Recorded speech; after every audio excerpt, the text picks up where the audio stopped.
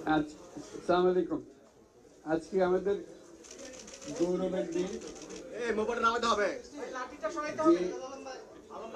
যে বিপ্লবের মাধ্যমে বাংলাদেশ আজকে নতুন বিজয় দিবস সৃষ্টি করলো, সেটাকে সামনে রেখে এবং আরো মজবুত করে আমাদেরকে সামনে এগিয়ে যেতে হবে। যারা এটা সম্ভব করেছে, যে তরুণ সমাজ, তাদের প্রতি আমি আবার সমস্ত প্রশংসা এবং কৃতজ্ঞতা জানাচ্ছি তাদের। তারা আমার পাশে আছে। এরা এই দেশকে রক্ষা করেছে, এই দেশকে নতুনভাবে পুনর্জন্ম দিয়েছে এবং এই পুনর্জন্মে যে বাংলাদেশ পেলাম, সে বাংলাদেশ যেন অত্যন্ত দ্রুত গতিতে এগিয়ে চলতে পারে, সেটাই হলো আমাদের শপথ। সেটা আমরা রক্ষা করতে চাই, এগিয়ে যেতে চাই। আজকে আবু সাঈদের কথা মনে পড়ছে আমাদের, যে আবু সাঈদের ছবি বাংলাদেশের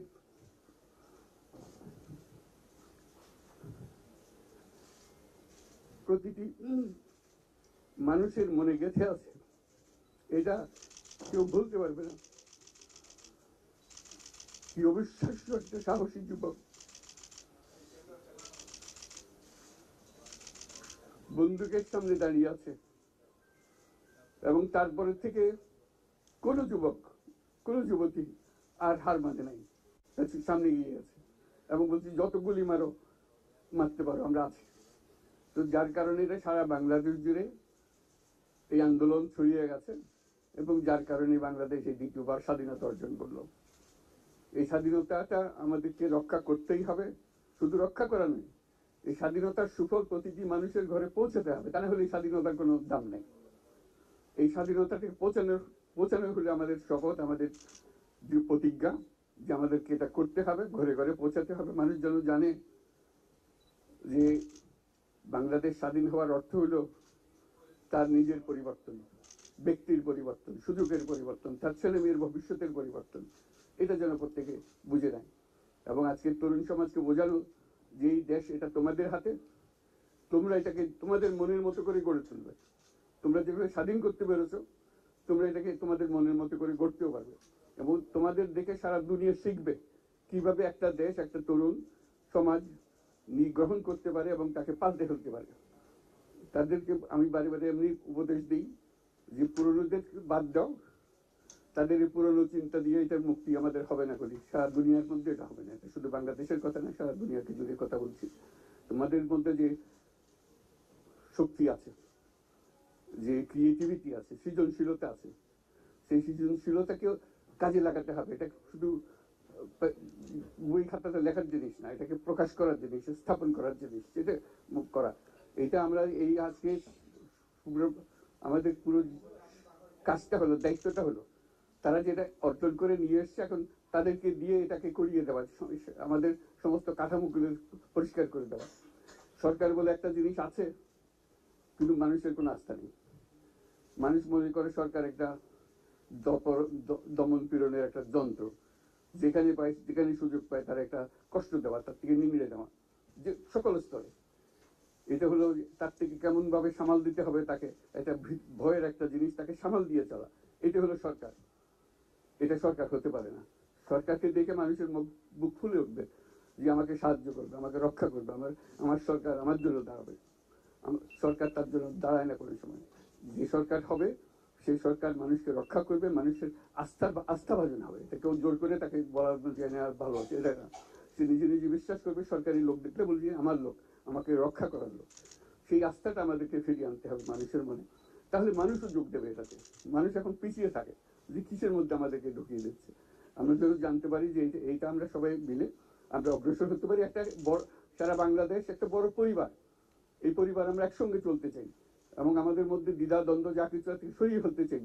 যারা বিপথে গেছে তাদেরকে পথে আনতে চাই, যাতে করে একসঙ্গে আমরা কাজ করতে পারি। এর মধ্যে আমরা শুনলাম, আসার পথে শুনে আসছি যে এখানে আইন শৃঙ্খলা ব্যাঘাত হচ্ছে, মানুষকে আক্রমণ করছে, ঘরবাড়ি জ্বালিয়ে দিচ্ছে, সম্পদ জ্বালিয়ে নষ্ট করছে, চুরি করছে, দিয়ে যাচ্ছে, অফিস আদালতে আক্রমণ করছে, সংখ্যালঘুদের উপর আক্রমণ করছে, হিন্দু, বৌদ্ধ, খ্রিস্টান, আহমদিয়া সবার উপর আক্রমণ করছে।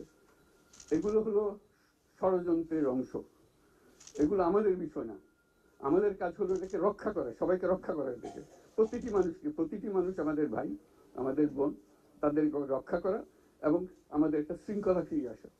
বিশৃঙ্খলা, সহিংসতা এগুলো হলো অগ্রগতির বড় শত্রু।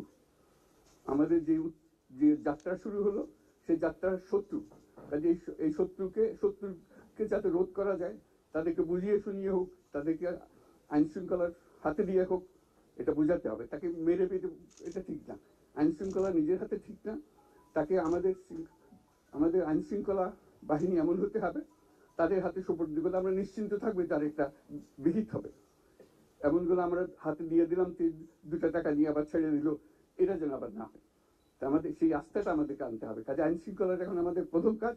এই আইন শৃঙ্খলা ঠিক না হওয়া পর্যন্ত এটা আমরা অগ্রসর করার জন্য পদক্ষেপ নিতে পারবো না। আপনারা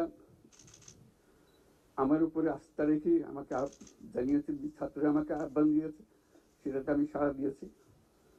দেশবাসীর কাছে আমার আবেদন, আপনারা যদি আমার উপরে বিশ্বাস রাখেন, আমার উপরে ভরসা রাখেন, তাহলে নিশ্চিত করেন যে দেশে কোনো জায়গায় কারো উপরে হামলা হবে না।